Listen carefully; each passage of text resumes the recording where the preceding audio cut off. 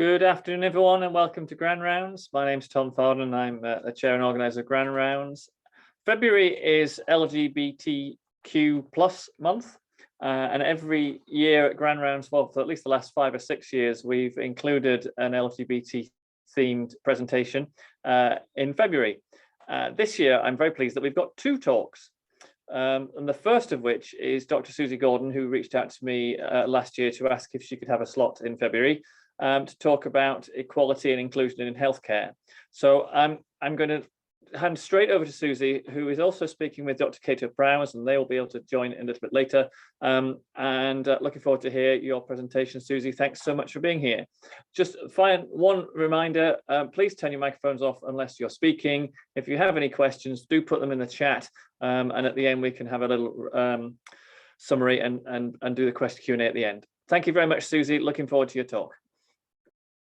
That's perfect. So this presentation will run for approximately 50 minutes. If at any point you have to leave, I'm not going to be too offended. So I'm Suzie and I'm an FY2 currently working in Ninewells. I use she, her pronouns, and I'm part of Equality's staff support network for LGBT plus staff. So we'll just start the presentation and I'll let Cato introduce themselves. Hi, so I'm Cato. I'm also an F2 working at Ninewells. I'm also a member of Equality and I use she, her and they, them pronouns. Perfect.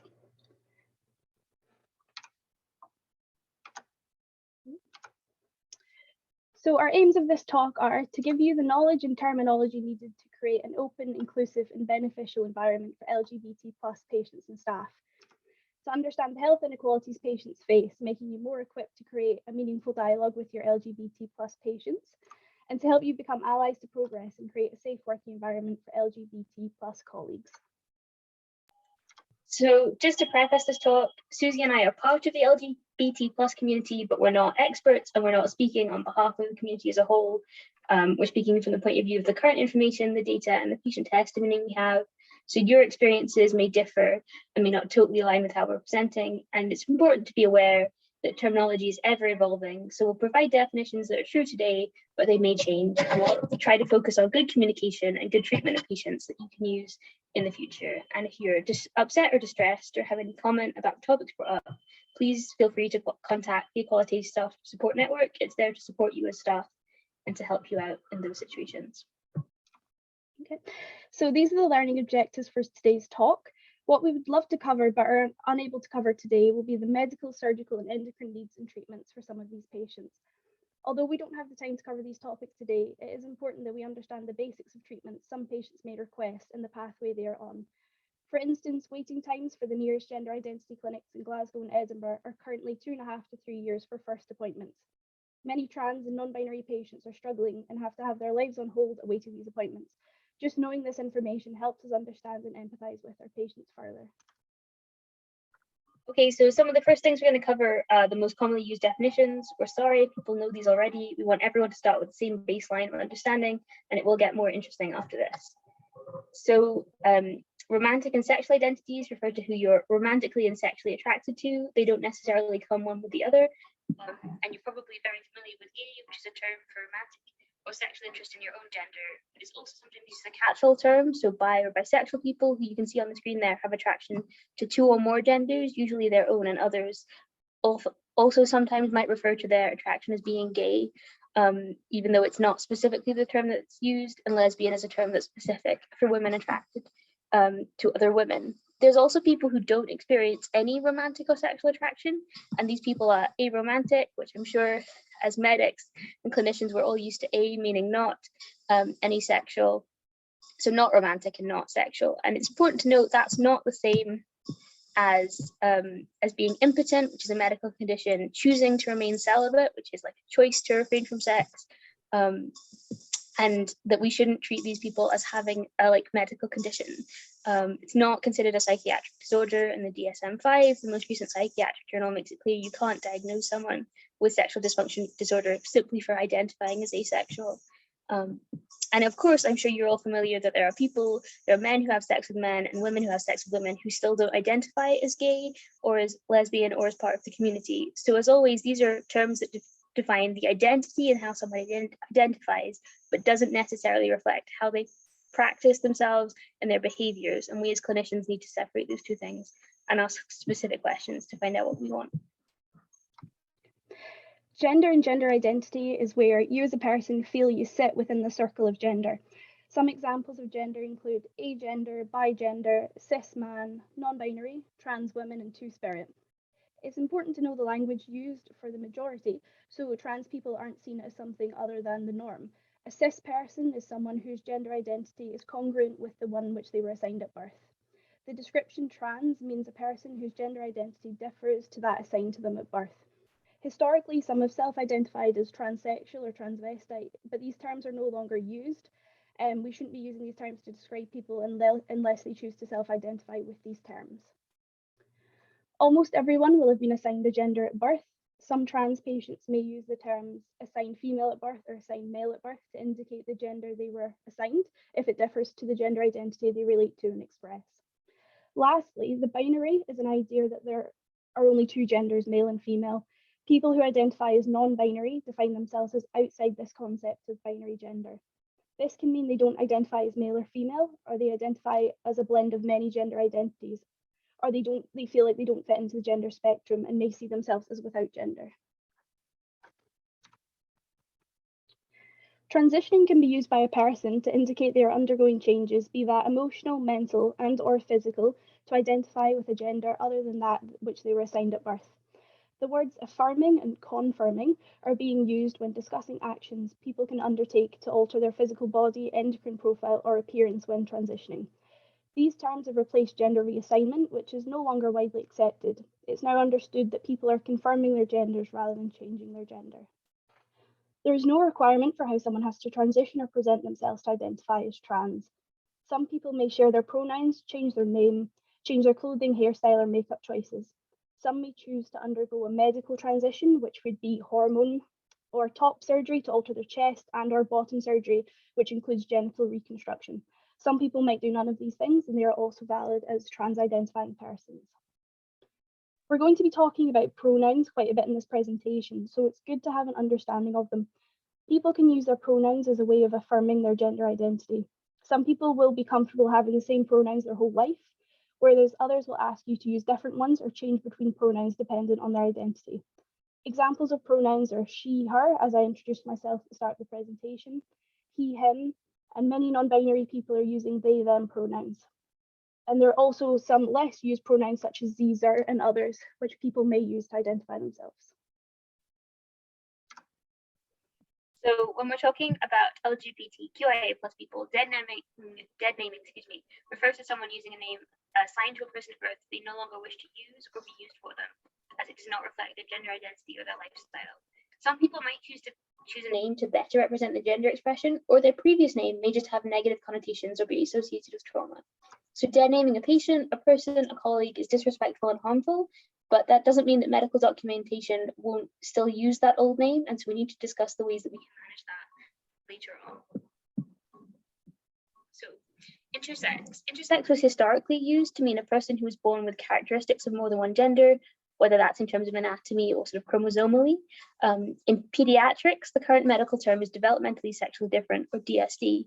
Intersex characteristics might be noticed at birth or at puberty, where DSD is used, but they might not become apparent until later in life. For instance, if a patient is suffering fertility issues and then undergoes further testing and an intersex condition is identified, lots of developmentally sexually different patients and the parents of those patients find the term intersex problematic, and some people do find it stigmatizing. So this is an example of the way our language is currently evolving in terms of falling out of favor. Whether or not someone who is DSD identifies as LGBT+ is also complicated. Some intersex people do identify as part of the LGBT community, that's the I in LGBTQAI, but many do identify as cis and talk about DSD as purely a medical condition rather than an identity. As with any term discussed, it's a self-identity issue, so we as medical clinicians should avoid labeling people based on their medical history. As a doctor, you wouldn't diagnose someone as being gay, so you would avoid pushing the idea that someone is diagnosed with being intersex and therefore part of the community. People struggling with their development, their gender identity, their sexuality are always welcome in the LGBT+ community, but it should be something they choose to join for themselves. So the plus at the end of the LGBT plus signifies a lot of other terms and identities that people may have. It would be impossible to include them all in this presentation, but some important examples are on the screen. So queer is an umbrella term. It's a term that I use, and lots of other people use it if they fall into multiple categories. For example, a trans woman who is also a lesbian, a non-binary person who's also an asexual, or people who just don't want to give specific information about who they are and their gender identity and sexuality to everyone they meet. There's also questioning people who aren't claiming a specific label, but feel that they identify somewhere and haven't quite figured out where. And the plus obviously signifies every other identity that could be used as part of the acronym that we're not putting in there just because it gets too long and too unwieldy. As always, what's most important is the person in front of you. So try and use the terms that they use for themselves, do your best to support and understand them and understand where they're coming from and what they mean. So why is this topic important for our practice? Well, most importantly, so that you're a better clinician, communicator and advocate for your patients.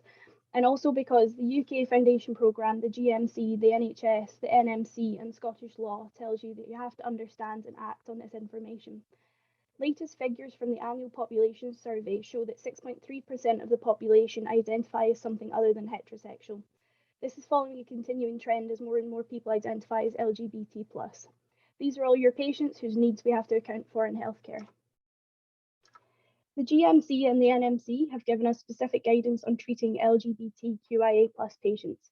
We need to treat these patients without discrimination, respect their confidentiality, and protect their personal information.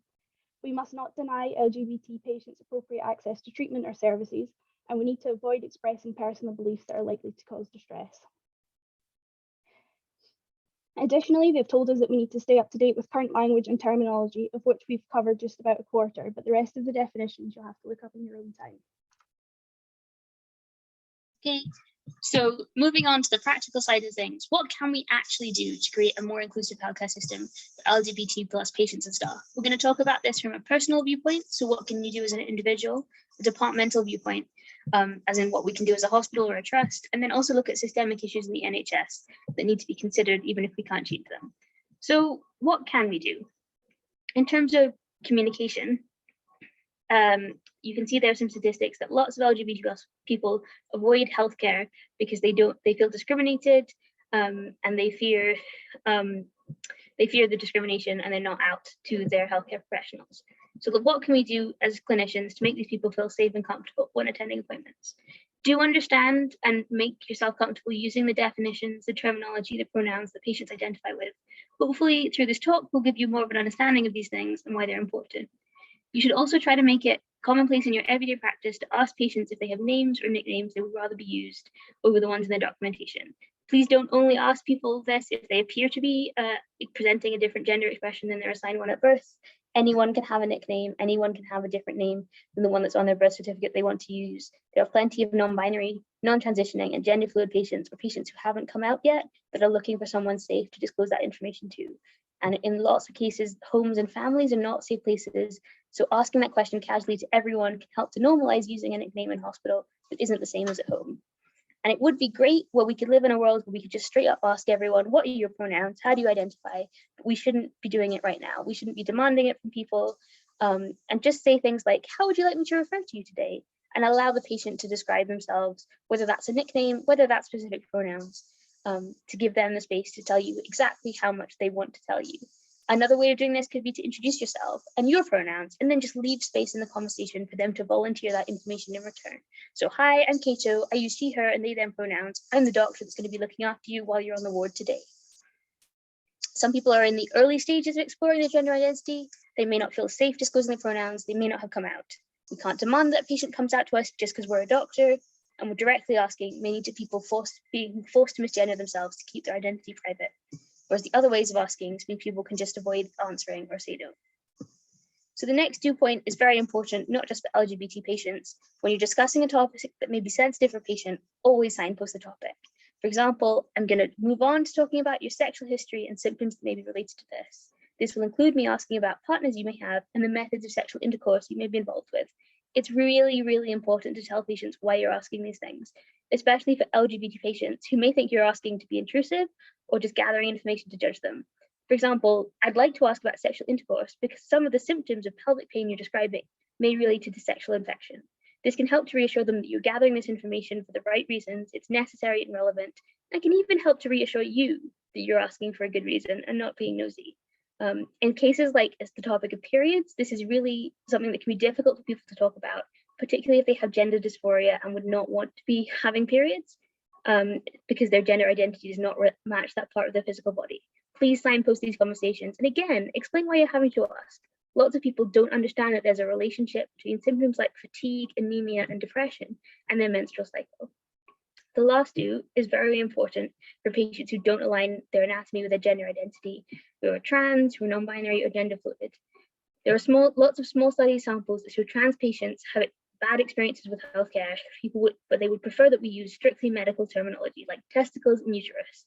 Please avoid using terms like womb, because womb has a connotation of carrying children, and lots of people don't identify with that part of their anatomy. And avoid using reproductive organs, as lots of people don't use their anatomy to reproduce, and they may not have the right internal organs that you're thinking of due to DSD or surgery.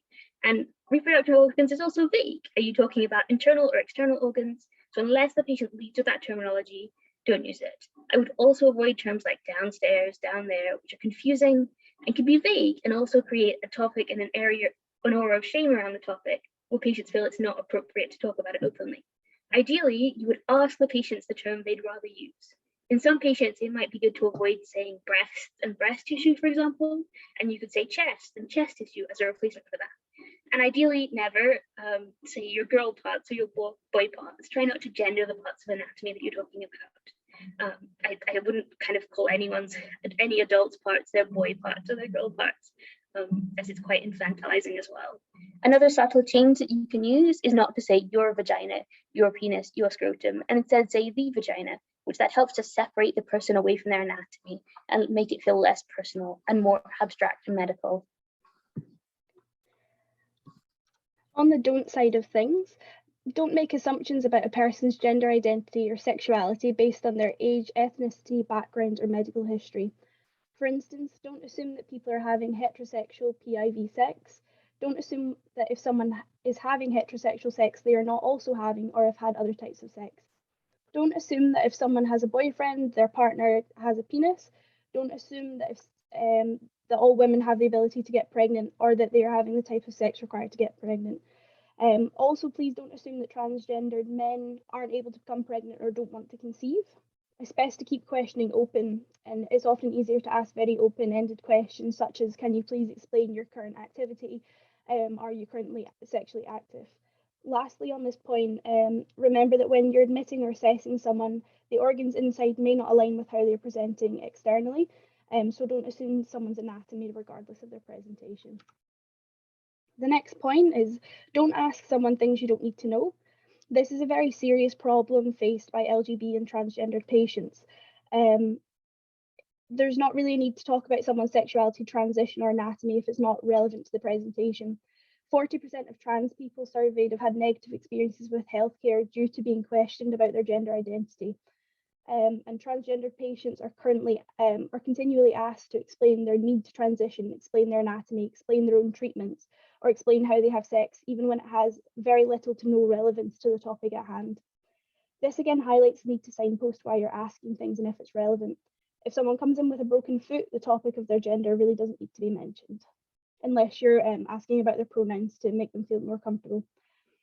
Lastly, as with all difficult conversations, don't initiate or continue a conversation without letting someone know that they can withdraw their consent to be questioned, and let them know that they can ask for a break or ask for you to come back later to continue the conversation. I know we've talked a lot about what you should be doing and what you shouldn't be doing, and it's often very difficult and it can feel very hard and scary to find the right language when talking to LGBTQAI+ people. And the fear of being wrong often prevents people from trying in the first place. But not asking the right questions or stopping when we become uncomfortable can lead to missing important diagnoses and harm coming to our patients. So if we're avoiding talking about sex, for example, and someone goes on to develop pelvic inflammatory disease and then becomes infertile, that's a big, never event. We shouldn't avoid talking about vaginal bleeding and then miss an endometrial cancer, for example. And if we miss a note in a patient's file, we don't confirm their name and their pronouns, and accidentally misgender them from a whole session, that can actually lead to them missing follow-up appointments and serious harm coming as well. I'd encourage you not to worry about getting terminology right 100% of the time. Focus on things like your non-verbal communication, good open body language, good engagement with how your patient is reacting. When you slip up, and you will slip up, I slip up, Suzie slips up, we're certainly not paragons of virtue in this case. Take the correction with grace, readjust as quickly as possible. We've got a responsibility to treat LGBT patients with respect, and they deserve the same level of medical treatment as everyone else, so just try your best.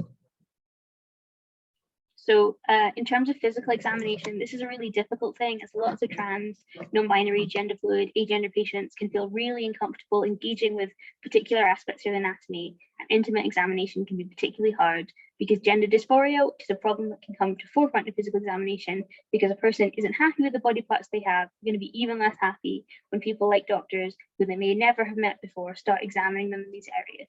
This can also include things like catheterization and personal care, so it's important on the nursing side of things as well. So please ensure the examination is necessary and fully relevant to the patient's presentation. Talk through the examination before you begin, make sure you're both fully seated and clothed, and allow the patient to raise any concerns at this time so you know what areas you might encounter difficulty. Use gender-affirming language, including the patient's correct name and pronouns the whole time. Reassure them that just because you're looking at a particular part of their anatomy that isn't congruent with how they present, you're not going to change how you think of them. You're still going to respect their name and pronouns. And try and use the anatomical terminology preferred by the patient, which, if you follow the do's and don'ts we talked about before, you should hopefully have established. And ideally, you'd allow a support person to be present during the examination. Obviously, this is difficult during COVID, but it would be ideal if that's what the patient needs. Allow distraction techniques, so allow the patient to listen to music, to talk about something unrelated, maybe watch Netflix on their phone, whatever the patient needs. If the patient wants, please talk them through the examination. Include appropriate warnings before moving on to each stage. The patient has time to prepare and isn't surprised by anything you're doing. And the most important thing, always ensure the patient knows that you will stop at any time if they withdraw consent. So what can we do as departments and multidisciplinary teams when working with LGBT+ patients or creating healthcare content that includes them? Here are some statistics about NHS Scotland specifically and people's experience accessing healthcare. So we can see here that even in 2022, there still is a serious issue with people feeling unsafe to approach healthcare, and we want to try and minimise this feeling as much as possible with patients in NHS Tayside. For communication, use the same language when talking about a patient as you would if the patient was present. If you're using unfamiliar pronouns or language, this is a very good way to practice. And be mindful that a patient might overhear your discussion, or LGBT staff might be present in the discussion as well. This is part of creating a safe and supportive working environment for patients and staff. Carefully consider what information you're sharing about the patient. He is a trans man versus he is a man, and if your audience needs to know the difference. Situations like catheter insertion or abdominal pain will require specifics, but a broken toe wouldn't. After asking about someone's pronouns, it's good practice to ask if they're okay with you sharing this information with colleagues and with you writing it in the notes to minimise the number of times they are asked or misgendered. With the patient's consent, you can put information such as organs and pronouns into requests to minimise confusion or patient harm when they attend for appointments. And again, only if this information is relevant.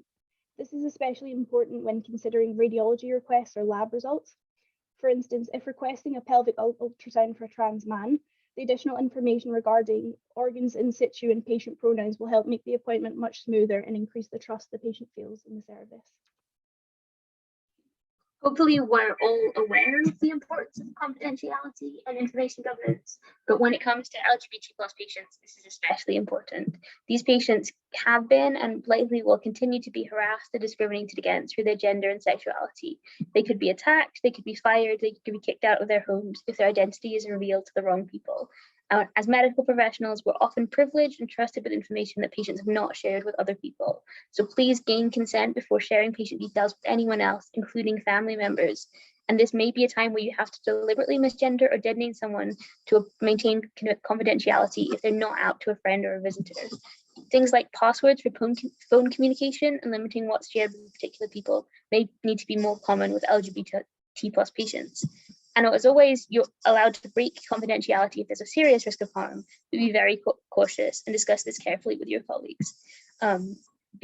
Clear documentation of pronouns can help everyone on the ward to use the right ones, but if it's found out by the wrong person, it can expose the patient to retaliation at home.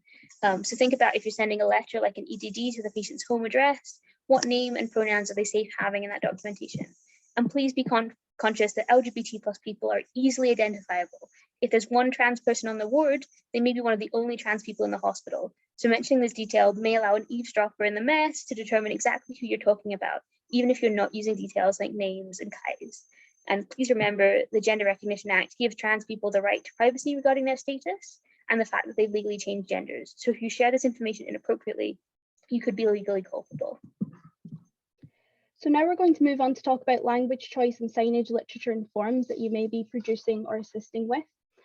And we're not saying literature you create can't use the terms man or woman. We just need to make sure the same information is available in a form that's gender neutral. Having only gendered health information can make people avoid things like screening appointments because the language used makes them uncomfortable or distressed. The language we use in press releases and patient information leaflets can widen the net for diagnosis and pickup rates. Using inclusive language can potentially make those 35% of trans patients who avoid healthcare attend important screening. We've not chosen these examples to shame departments creating this material. It's just to highlight that if you're a concerned patient Googling these topics and all the information is only speaking to a gender you aren't, it might prevent you phoning for help or approaching these departments. This content is very important and serious topics should be given in a gender neutral form. Trans men and non-binary people can get pregnant and also develop symptoms of menopause. Attending for invasive imaging and sensitive examination can be especially difficult. Having gender neutral options and using gender neutral or gender affirming language during the consultation can help patients feel safer in your care. We're also highlighting some of the great information produced by the urology department, discussing prostate cancer in a gender neutral way. This is simple and inclusive to anyone that's reading it that has to undergo this treatment. Again, the breast clinic producing gender neutral publications, making mammograms in the triple assessment clinic open inviting to men, women, non-binary patients. Materials from the department should ideally be specific and not gendered. If a patient identifies as a man or woman, of course, it's okay to use that language with them and use terms that make them feel comfortable. But when creating material for widespread distribution, it would be most inclusive to use gender neutral words such as person or patients. Some things you can do to make your department more LGBT plus patient friendly. These are things the Equality Network can help you develop. If you want some assistance with that, you can email us across any diversity policies you're creating or invite us into your workspace to try and help. Having a diversity policy available for staff to read, auditing services to ensure there's equal access, displaying gay or LGBT friendly posters to identify your department as a safe one, and lastly, reaching out to LGBT organisations such as Stonewall for additional training and recognition. Now we're going to move on to systemic issues that we aren't able to change, but need to consider to keep patients safe. So many screening and recall programs assign specific prompts or investigations based on gender. So a KAI number actually provides details about a person's gender identity, and people can apply to have this changed, but only to the male or female KAI. So there's no KAI for non-binary or intersex ESD people, which can force non-binary people into picking a side. And either way, that's a compromise on their identity. There's other things like ICE will only ask if a patient is pregnant before you book a chest x-ray if the patient is assigned female by their KAI. So if you're not prompted with that reminder and you're used to having that, you may inadvertently do an x-ray on a person who is pregnant who you haven't been prompted to think about, and that can cause harm. You should also consider the reference ranges that are flagged on ICE. These are determined by the KAI. So if a patient has changed their KAI or is on hormone replacement therapy that changes their biochemistry, their KAI may inappropriately suggest a reference range, and the lab will incorrectly report both normal and abnormal results. And this can lead to unnecessary tests to investigate a result that is falsely abnormal, or it can lead to missed pathology and worse outcomes. A similar thing is true for radiology, where reference ranges for things like aorta width are going to be based on KAI and assigned gender. So where possible, please get permission to put the relevant patient history on the request. And then the lab technicians and the radiology department can adjust things accordingly. The other thing to say is that Scottish screening programs identify people eligible for screening through their KAI. So trans women who have changed their chi will be invited to inappropriate screens, for example, surgical smears. But if they don't change their chi and they're on estrogen, they will not automatically be invited for breast cancer screening despite an increased risk. And trans men who change their chi before the 14th of June 2015 are not automatically invited to cervical screening and may have missed or late diagnoses of cancer and worse outcomes. So when looking after trans and non-binary patients, we really need to make sure that they're part of the appropriate screening programs. And this may mean clinicians have to take a little bit of extra initiative and put the patient through the screening themselves without relying on an automated reminder based on a chi. So we're moving on to discuss a topic that affects the LGBT population at a substantially higher rate than their cisgendered and heterosexual counterparts. As you can see, a large proportion of the LGBT community are at risk of self-harm and suicide. And as we know, sections of the LGBT community are already avoiding healthcare for risk of discrimination. If a patient does approach healthcare, it's important to take their health concerns and their mental health concerns seriously and support them to continue engaging in the services. It's well known that many LGBT+ patients have less support from their family and communities of origin than non-LGBT people. Assess someone's support network and protective factors as they are more at risk than the general population. Recognise the impact that discrimination, loneliness, difficulties questioning sexual orientation and gender identity can have on a patient's mental health. But please also remember that people can have general mental health conditions without it being related at all to their sexuality or gender identity. So if you are signposting people to support networks, making sure you're signposting them to the right place and not just assuming that they have depression or anxiety because they are LGBT. When speaking to LGBT+ patients about their health, remember the increased risks they have, both about mental health, social isolation, and drug and alcohol misuse. And please screen for this if it's appropriate within the consultation. The inpatient population in the hospital is significantly skewed towards the older age of the spectrum. Loneliness and hidden identities can be a specific problem for older LGBT people who have moved away from family to be themselves, or who may never have come out due to fears of being disowned. This can lead to elderly people living lifestyles that don't correspond to their sexuality or gender identity. It's important to remember that older LGBT people in this country did grow up in environments where it was still illegal to be gay, and many will feel unsafe sharing their sexualities or their identities with health practitioners. Being gay in Scotland was only decriminalised in the 1980s. So we have patients very much still going through the healthcare system that would have been punished for being gay in their younger years. Some specific problems older LGBT+ patients will experience is having less family support and potentially not having children either to support them. They may have experienced loss from the HIV and AIDS crisis and can be living into older age with HIV themselves. Their care needs are increasing, which may lead to gender dysphoria during personal care. And older LGBT+ patients are more likely to have a history of poor mental health and may develop this again in older age. So moving on to talk about LGBT+ colleagues in work and what can be done to create a safe and supportive environment. So almost a quarter of staff in the NHS have heard colleagues make negative remarks about LGBT people, and 20% have heard similar comments about trans people. I've been present in a theatre environment where senior surgical staff were making derogatory comments about a trans patient while they were anaesthetised. And it's important to remember that LGBT staff may be present even if the patient is not present or not aware, and they can still hear you using the derogatory language or the misgendering language. So please be part of the solution by not using the discriminatory language directly to staff or indirectly about patients. And as we've discussed before, it's super illegal as well. So ways for you to be an ally can be by including your pronouns when you introduce yourself in your email sign-off, in your socials, or wear a pronoun badge. And remember, as we discussed before, although it would be great if everyone felt safe doing this, we shouldn't create environments where it's a requirement or an expectation. And there are lots of people who are questioning, transitioning, or transitioned who don't feel safe or comfortable sharing their pronouns. So if there's an expectation, you may be forcing people to misgender themselves to keep their identity private. So other things we can do is try and normalize LGBT+ language and use good communication. Reflect the words people are using to describe their lifestyle or their partner.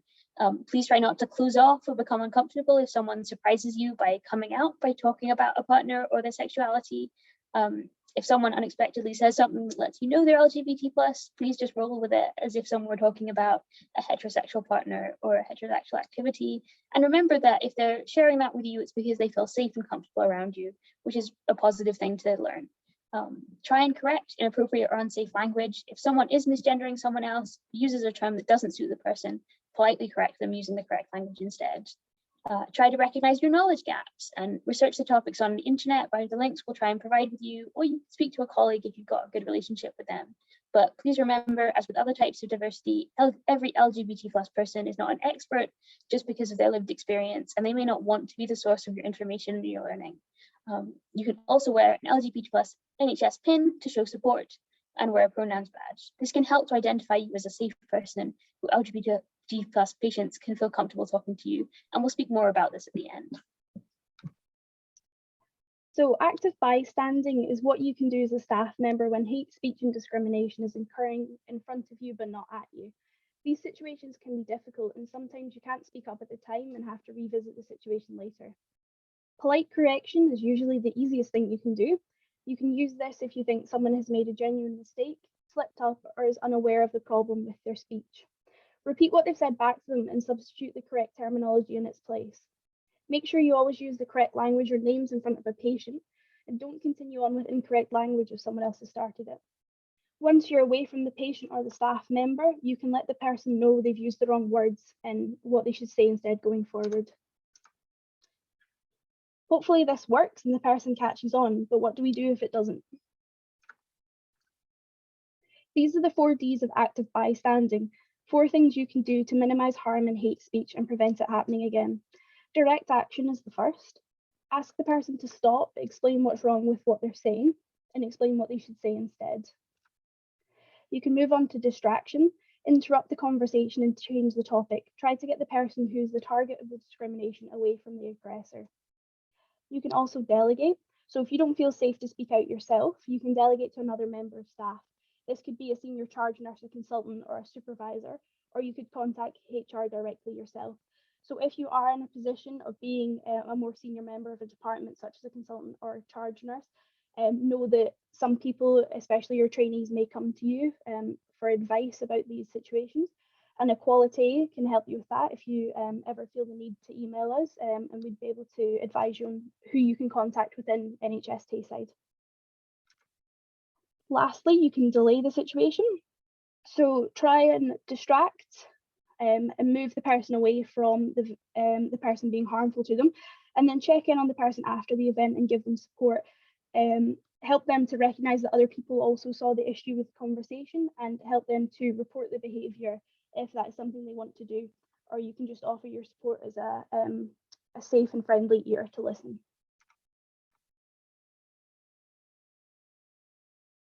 Okay, so NHS Scotland Pride badges are designed as a visual symbol so that a practitioner is safe for LGBT+ people to talk to them about specific problems they're having, or even just to be comfortable being themselves. It includes the trans and inclusion chevrons to show that it's not just supporting white cis gay people, but also trans people and LGBT+ people of color and Black and minority ethnic people. You may feel that it's obvious that you're a supporter of LGBT+ people, but honestly, when we're all in uniform or all in scrubs, it can be hard to tell. And LGBT+ people may well be reminded of difficult healthcare encounters they've had in the past. So it's great to have a visual sign to display as well. It makes me more comfortable when I see colleagues wearing one, and it makes me feel like I can be safe as both a patient and a practitioner in this trust. Obviously, please only complete the form and take the pledge if you're actually committed to being a safe person for all members of the LGBT+ community to turn to. And there's information on the screen about how to get in touch with the Equality Network and how to get a Pride badge. So you can use that or speak to Suzie or myself. Here's some more information on the screen about specific areas where you can find more information if you've got any further questions after today's presentation or want more specific advice about LGBT+ healthcare and how to perform.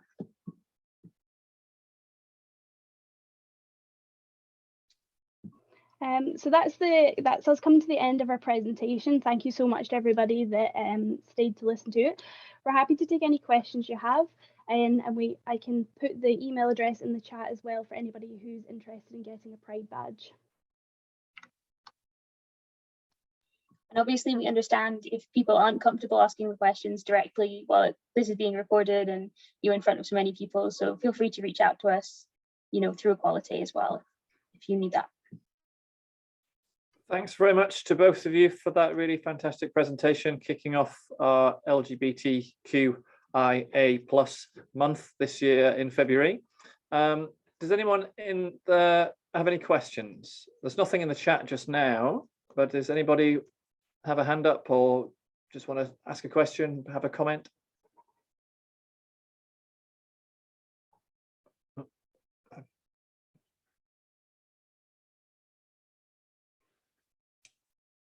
I think you've given everyone a lot to think about, and perhaps that's people are cogitating by themselves on this. So, okay, well, I'll leave it there then. There is we have I put a link in. There's thank yous coming through. There's thank yous coming through here, so you can read those. I put in the chat a link to our playlist for previous LGBT themed Grand Rounds, and there are 6 on there. So if you want to go and to get more information about that's come before, or what is quite interesting, I think, is to see how the things change. This is not a, you know, the first LGBT talk that's on the YouTube channel is 2016. That's you know, we're 6 years ago, and the landscape has changed a great deal. And I think it's quite interesting to just perhaps go back and reflect on those talks from 5-6 years ago to see how the landscape has changed. And we've had people who do identify as LGBT and others present. We've had allies present. We've had younger people present. We've had older people present. And I think that's really good to show the diversity of people who are interested in this area and are prepared to come and talk about it in a public forum. And as you said, it is being recorded, Cato, and it will go onto YouTube as long as that you consent to that. And I think that's really good. You know, that we can look back in future years at this and see where we were and where we've got to. So thank you very much for your input today. As people are saying on the chat, really much appreciated. Great talk. Thank you so much. Okay, I'll leave it there. And next week, we were due to hear from the medical school, but unfortunately, our speaker is now unavailable. So we're just looking for a last minute speaker. So I'll let you know as soon as I know. And apart from that, enjoy the rest of your day. Have a good weekend. See you next week. Thanks, everybody. Bye-bye.